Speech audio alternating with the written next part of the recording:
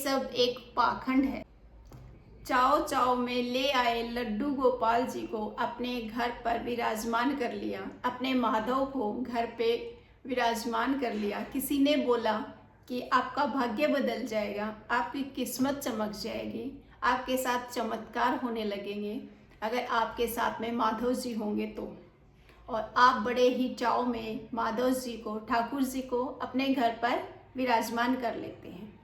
लेकिन अब सेवा नहीं बन पाती है उनकी आपसे, और दुनिया की तरह तरह की बातें सुन के आपके मन में एक डर, घबराहट पैदा हो जाती है कि मेरे घर में लड्डू गोपाल जी विराजमान हैं और मैं उनकी सेवा नहीं कर पाती। कहीं मुझसे बहुत बड़ा अपराध तो नहीं हो गया, या फिर मेरे से कोई बहुत बड़ा पाप कर्म तो नहीं बन गया।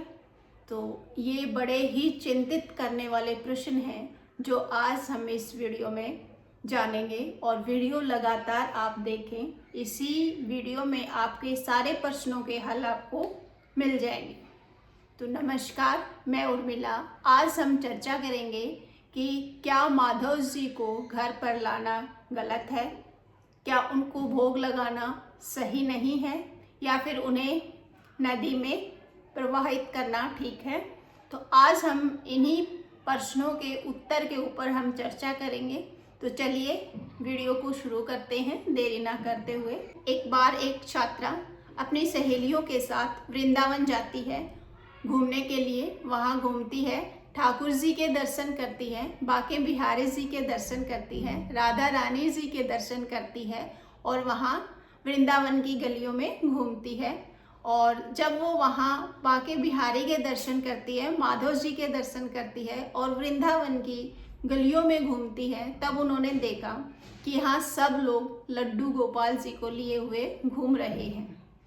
मैं भी अपने साथ लड्डू गोपाल जी को लेके आऊँगी और उनसे मैं अपने मन की बातें कहूँगी, उनसे अपना दिनचर्या शेयर करूँगी, मैं उनकी सेवा करूँगी, उनको तरह तरह की पोशाकें पहनाऊँगी और उनको रोज़ तरह तरह के भोजन खिलाऊँगी। तो ऐसी भावना धारण करके वो लड्डू गोपाल जी को अपने घर पर ले आती है। आ करके अपनी माता जी को बोलती है कि माता देखो अपने घर कौन आए हैं। ठाकुर जी अपने घर पर आए हैं और लड्डू गोपाल लेकर के मैं आई हूँ और इनकी सेवा मैं करूँगी और अपने जो डेली की दिनचर्या है मैं इनसे साझा करूँगी और तरह तरह की इनको ड्रेस पहनाऊँगी, इनको भोजन खिलाऊँगी। तो इस प्रकार वो अपने माधव को, ठाकुर जी को घर पे विराजमान कर लेती हैं। और जैसे जैसे दिन बीतते गए उस छात्रा का ठाकुर जी के प्रति बहुत ज़्यादा लगाव बनता गया। वो रोज़ ठाकुर जी को नई नई ड्रेसें पहनाती, भोजन खिलाती और उनको शयन करवाती। इस तरह उसका लगाव बढ़ता गया और उसमें एक और अद्भुत बात यह थी कि वो छात्रा ठाकुर जी के साथ बातचीत करती, खाते हुए ठाकुर जी से बातें करती, सोते हुए, उठते हुए, बैठते हुए ठाकुर जी से बातें करती। अपना मन लगाओ इतना गहरा हो गया कि वो अपने हर चीज़ अपने माधव के साथ शेयर करती थी। लेकिन जैसे जैसे दिन बीतते गए, गुड़िया बड़ी होती गई और उसकी दिनचर्या इतनी बिजी हो गई वो अपने कामों में कि वो अपने ठाकुर जी को टाइम नहीं दे पा रही। ठीक है, जैसे जैसे समय बीतता गया और वो फिर एक अपने जॉब पर लग जाती हैं। अपना ठाकुर जी को छोड़कर वो अपने काम पे जाती हैं। सुबह से लेकर अपने शाम तक काम पर रहती है, फिर आकर के ठाकुर जी की सेवा करती है। इस तरह वो अपने जीवन में बहुत ज़्यादा बिजी हो जाती है, जिसके कारण वो ठाकुर जी की सेवा नहीं कर पाती और मन में बहुत ही प्रसन्न थे कि ये मेरे साथ क्या हो रहा है। मैं अपने माधव को टाइम नहीं दे पा रही हूँ और ना मैं अपने माधव के साथ बातें कर पा रही हूँ। मुझे अपने जीवन में इतना ज़्यादा काम हो गया है कि मैं अपने ठाकुर जी के साथ टाइम नहीं बिता पा रही। लेकिन जैसे जैसे काम बढ़ता गया वो अपने जीवन में और ज़्यादा बिजी होती गई और व्यस्त होने के कारण उसने अपनी माताश्री से कहा कि माता, मैं अपने जीवन में बहुत बिजी हूँ, तो क्यों ना ठाकुर जी की सेवा आप करिए। मुझे टाइम नहीं मिल पाता, तो ये सेवा सुबह शाम जो भी है ये आप करेंगे। माता ने लड़की का मन रखने के लिए, और उससे मना भी नहीं करती है, लेकिन एक बहुत मन में उनके उतावना होती है, प्रश्न होते हैं कि क्या मैं ये कर पाऊंगी। लेकिन माँ होने के नाते अपनी बच्ची को वो मना नहीं कर पाई, तो जैसे तैसे करके वो अपने कामों में व्यस्त हो जाती है। सुबह से लेकर शाम तक अपना ड्यूटी में बिजी रहती है। तो माता उनकी जैसा तैसा अपना भोग बना के लगा दे रही है, कभी टाइम मिला तो उनको नहला दे रही है। तो इस प्रकार एक दिन वह अपनी माता से पूछती है कि माता, आपने लड्डू गोपाल को स्नान नहीं करवाया, आपने लड्डू गोपाल जी को भोग नहीं लगाया, क्या आपने उनके बिस्तर नहीं धोए, क्या आप उनको शयन नहीं करवाती हैं? तो माता ने कहा कि मैं ये कार्य रोज करती हूँ बेटी का मन रखने के लिए। उसने उनसे वैसे ही झूठ बोल दिया। तो गुड़िया बोलती है कि नहीं माँ, आप ये काम नहीं करते, क्योंकि लड्डू गोपाल की ड्रेस इतनी गंदी हो रखी है, इतनी मैली हो रखी है, आपने लगता है इनको महीने से पहले धोया नहीं है, उनको नहलाया नहीं है, उनको खाना खिलाया तो उनका जो मुंह है वो साफ नहीं किया। इस प्रकार वो अपनी माता से बहुत सारे क्वेश्चन करती है, और उनकी माता का जवाब आता है। सुनिए, बहुत ही मन दहलाने वाला उनकी माता का जवाब होता है। तो माता श्री क्या कहते हैं कि ये सब एक पाखंड है। क्या भोग लगाने से भगवान खुश होंगे? क्या उनकी पोशाकें बदलने से भगवान राजी होंगे? इस प्रकार उनकी माँ के बहुत सारे सवाल थे, और उसकी माँ ने कहा कि मैं अपने जीवन में इतनी बिजी हूँ, इतनी व्यस्त हूँ, इतने काम होते हैं मुझे घर के, तो मैं ठाकुर जी को टाइम नहीं दे पाती। मुझे माफ़ करना, मेरे से ये काम नहीं हो पाता। और मुझे ये लगता है कि जो समस्त ब्रह्मांड के रचयिता हैं, क्या हम उन्हें भोग लगाकर सही कर रहे हैं? क्या ये पाखंड नहीं है? इस प्रकार उनकी माँ उनको दो चार बातें ऐसी सुना देती है और कहती है कि बेटी, मेरा तो मानना है कि इस ठाकुर जी को या तो किसी मंदिर में छोड़ के आ जाओ, या फिर कहीं नदी में प्रवाहित कर। तो बेटी का मन बहुत ही विचलित था, बहुत दुखी था, माता की बातें सुनी और रोने लगे। लेकिन उसके पास कोई दूसरा ऑप्शन नहीं था। एक दिन बड़े ही दुखी मन के साथ और बहुत ही मन में प्रश्न लिए चली जाती है नदी के किनारे, और वहाँ जाकर के उसने अपने ठाकुर जी को लिया गोद में और रोने लगी, बिलखने लगी, कहने लगी, हे मेरे माधव, हे मेरे ठाकुर जी, मुझे माफ़ करना, मैं आपकी सेवा नहीं कर पाती। मैं अपने जीवन में इतनी व्यस्त हूँ कि आपको समय नहीं दे पाती, मुझे माफ़ करना। और जो मेरी माता जी हैं, उनकी आपके प्रति कोई मन में सम्मान नहीं है, आदर नहीं है, और जहाँ आदर ना हो, सम्मान ना हो, वहाँ मैं आपको रखना नहीं चाहूँगी। इसलिए मेरे माधव, मेरे ठाकुर, मुझे माफ़ करना, और आप जहाँ भी जाओगे हमेशा आप अपना ध्यान रखना। इस प्रकार रोते हुए, बिलखते हुए, और वह राधा रानी जी को याद करती है, प्रिया जी को याद करती है, कहती है, हे मेरे राधा रानी, हे मेरी प्रियसु, जहाँ भी मेरे माधव रहें, जहाँ भी ये लेके जाओ इनको, हमेशा आप इनका ध्यान रखना, खुश रखना। इस प्रकार वह रोती बिलखती हुई अपने माधव जी को और राधा रानी जी के साथ में बातें करते हुए, जैसे ही वो ठाकुर जी को नदी में प्रवाहित करने के लिए चलती है, तब तक उसके कंधे पर एक हाथ आता है और कहते हैं कि दीदी, ये आप क्या कर रहे हो?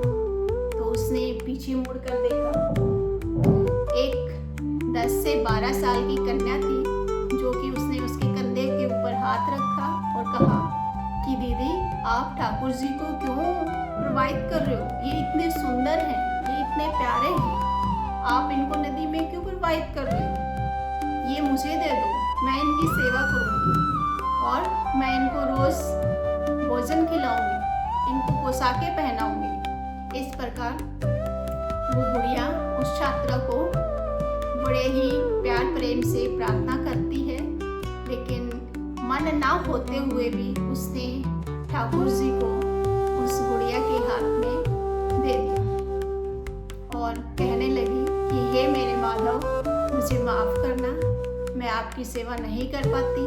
इस प्रकार वो रोती बिलखती हुई वो अपने माधव को, अपने ठाकुर जी को उस बुढ़िया के हाथ में देकर रोते हुए घर चली जाती है। ऐसे रोते बिलखते घर आ जाती है और घर आकर के वो बड़े ही उदास मन में बैठी होती है, भूखी प्यासी रहती है, रोती है, बिलखती है और फिर वह सो जाती है।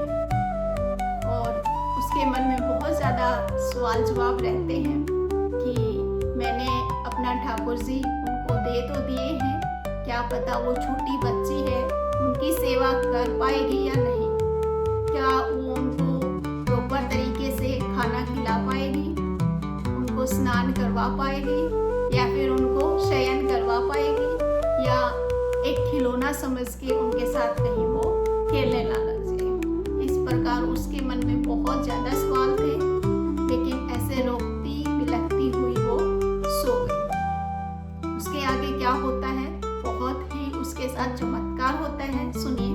तो जैसे वो भूखी प्यासी रोती बिलखती सो गई और स्वप्न में फिर राधा रानी जी आई और क्या कहती हैं, सुनिए। उसके भी स्वप्न में भी वही विचार कि क्या मेरे ठाकुर जी सही होंगे, उन्होंने भोजन करवाया होगा, उन्होंने शयन करवाया होगा, या फिर छोटी गुड़िया है कहीं खिलौना समझ के खेलने ना लग जाए। तब राधा रानी ने, मेरी प्रियजू ने अपना रूप धारण किया और कहा कि बेटी तुम क्यों परेशान हो, तुमने ही तो मुझसे प्रार्थना की थी कि हे राधा रानी, हे प्रियजू, आप मेरे माधव को, ठाकुर जी को जहाँ भी ले जाओ खुश रखना, आप उनके साथ रहना।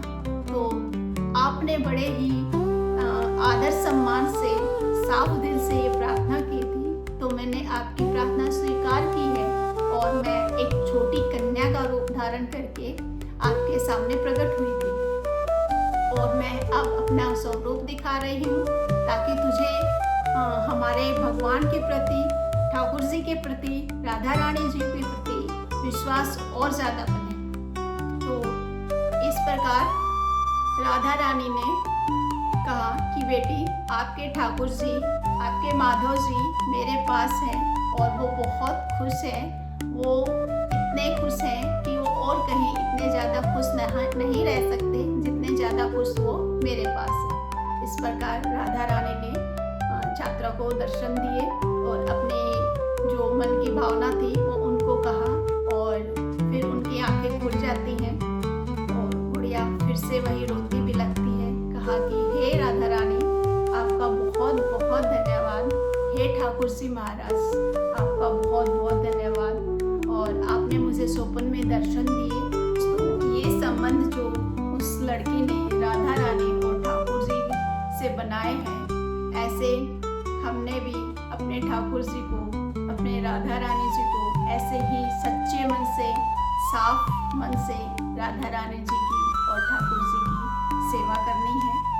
और फिर अगर हम कहें तो जो ब्रह्मांड के रचयिता हैं, ठाकुर जी हैं, उन्होंने ये भी कहा कि मैं इंद्रियहीन हूँ, मुझे ना कोई सुख पहुँचा सकता है और ना ही कोई मुझे दुख पहुँचा सकता है, लेकिन जो मुझे सुख देगा मैं उसको सुख दूंगा और जो मुझे भोजन की व्यवस्था करेगा मैं उसके जीवन में कभी भी कोई चीज़ की कमी नहीं रहने दूंगा। जो मुझे पोशाकें पहनाएगा, मेरी सेवा करेगा, वो मेरे जीवन में बहुत प्रिय बन जाएगा। मैं उसके जीवन में कभी कोई सदा नहीं आए। इस प्रकार ठाकुर जी ने कहते हुए वो अंदर ध्यान हो गए। और दोस्तों, हम यही कहेंगे कि हमने अपने ठाकुर जी के प्रति, अपने राधा रानी जी के प्रति, अपने माधव जी के प्रति एक भाव की जरूरत होती है, एक सच्चे मन की जरूरत होती है। और उस सच्चे मन के साथ हम अपने माधव जी की सेवा करें, उनसे बातचीत करें। और हम अपने भाव से, अपने मन से अगर ठाकुर जी के सामने बैठेंगे, राधा रानी जी के सामने बैठेंगे, बातचीत करेंगे, तो हमारा विश्वास और गहरा होता जाएगा। और राधा रानी जी, ठाकुर जी और हमारे माधव जी हमारे जो मन की भावना है उनको समझेंगे। और हमें ये नहीं सोचना है कि ये एक मूर्ति है कि हम इनको भोग लगाएंगे, नहीं, वो समस्त ब्रह्मांड के रचयिता है।